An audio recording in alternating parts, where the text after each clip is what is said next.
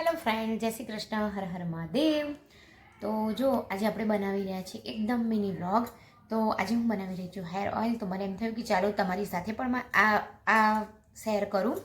તો જો અહીંયા જોઈ શકો છો કે અહીંયા મેં લઈ લીધી છે એક સરસ મજાની દૂધી લીધી છે ને એને છીણવાનું છે. અને અહીંયા લીધા છે આંબળા લીધા છે. તો ચાલો હવે આંબળા અને દૂધીને બંનેને પહેલાં આપણે છીણી લઈશું. તો અહીંયા જોઈ શકો છો કે આંબળા સરસ મજાના છીણાઈ ગયા છે. અને હવે આપણે એને આ લોયામાં નાખી દઈશું.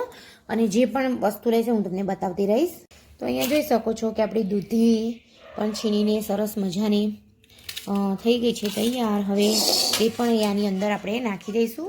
પછી આપણે એલોવેરાને અહીંયાથી આમ કટ કરી દેવાના છે. આ જે કાંટાવાળો ભાગ છે એ કાઢી નાખવાનું છે. અને પછી એના નાના નાના ટુકડા કરીને એ પણ આની અંદર નાખી દેવાનું છે. પછી આ લીધું છે મેં મીઠો લીમડો, આ છે મેદીના પાન, આ છે કડવો લીમડો, પછી આ છે તુલસીના પાન અને જાસૂદના પાન લીધા છે. તો તે પણ આપણે આની અંદર બધું એડ કરી દઈશું.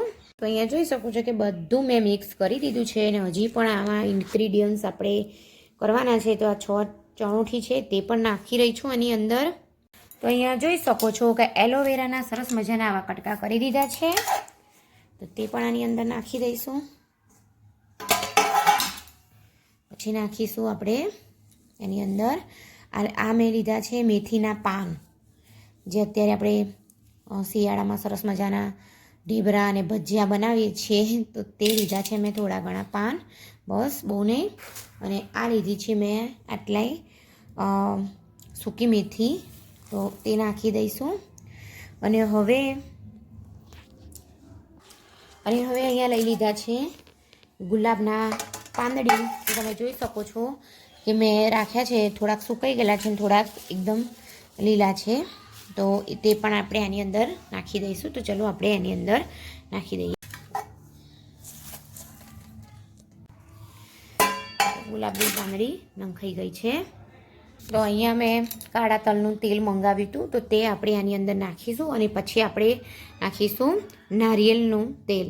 તો અહીંયા જોઈ શકો છો કે મેં આની અંદર કાળા તલનું તેલ નાખી દીધું છે. જો તમારે સફેદ તલનું તેલ નાખવું હોય તો તે પણ લઈ શકાય છે. તો હવે આપણે આની અંદર 2-3 ચમચી જેટલું કોકોનટ ઓઇલ પણ આપણે મિલાવી દઈશું. તો અહીંયા જોઈ શકો છો કે આપણે કોકોનટ ઓઇલ પણ એટલે કે નારિયેળનું તેલ પણ આપણે આની અંદર નાખ્યું છે. અને હવે આપણે આની અંદર નાખવાનું છે એરંડિયું તેલ. તો ચલો તે પણ નાખી દઈશું. એરંડિયું તેલ શકો છો કે હું અહીંયા એરંડિયું તેલ પણ થોડું ઘણું મિલાવી રહી છું, જેથી કરીને બસ ચલો હવે આને બધું મિક્સ કરી લઈશું. અને આને 1-2 કલાક સુધી આમનું આમ રહેવા દઈશું ને પછી આપણે એને ઉકાળીશું. તો અહીંયા જોઈ શકો છો કે બધું આપણે એક રસ થઈ ગયું છે. હવે આપણે એને 2 કલાક સુધી આમ રહેવા દઈશું, જેથી કરીને તેલમાં જે આ બધું નાખ્યું છે એનું બધું એક રસ થઈ જાય અને એનું બધા છે તે તેલની અંદર ભળી જાય. ને પછી આપણે એને તેલ ગરમ કરીશું. અને હા, તમારે ત્યાં ભૂંગરાજ અને બ્રાહ્મી ને બધું મળતું હોય તો તે પણ નાખાય, પણ મારે અહીંયા નથી મળતું. અમારે બધું અમદાવાદ લેવા જવું પડે. એટલે અત્યારે જેટલા ઇન્ગ્રીડિયન્ટ્સ મને મળ્યા છે તે ઇન્ગ્રીડિયન્ટ્સમાં જ હું તેલ બનાવવાની છું. તો ચલો હવે એને 2 કલાક સુધી રહેવા દઈશું. અને પછી આપણે એને ગરમ કરવા અને ધીમા તાપે ગરમ કરવાનું છે, ધીમા તાપે. તો એને ગરમ કરવા પછી મૂકીએ. તો ચલો, તો અહીંયા જોઈ શકો છો કે એકદમ ધીમા તાપે મેં તેલ ઉકળવા માટે મૂક્યું છે. ફાસ્ટ ગેસ નથી રાખવાનું, ધીમો તાપ જ રાખવાનું છે. તો જોઈ શકો છો બધું સરસ મજાનું ધીમા તાપે એકદમ થવા દેવાનું છે. તો અહીંયા જોઈ શકો છો કે આટલા તેલને ઉકળતા મારે 1.5 કલાક થયો છે એકદમ ધીમા તાપે. ને જોઈ શકો છો કે સરસ મજાનો કલર પણ આવી ગયો છે. અને હવે મેં ગેસ બંધ કરી દીધો છે ફાઇનલી. હવે આ ઠંડુ થાય એટલે આપણે એને ગાળી લઈશું. અને જોઈ શકો છો કે બહુ મસ્ત કેટલો સરસ લીલો એકદમ કલર આવી ગયો છે. તો અહીંયા જોઈ શકો છો કે તેલ સરસ મજાનું થઈ ગયું છે અને ઠંડુ પણ થઈ ગયું છે. હવે એને આપણે આવી રીતે મેં ગળી લીધી છે આ એક મોટું બાઉલ લીધું છે અને એની અંદર આવી રીતે કોટનનો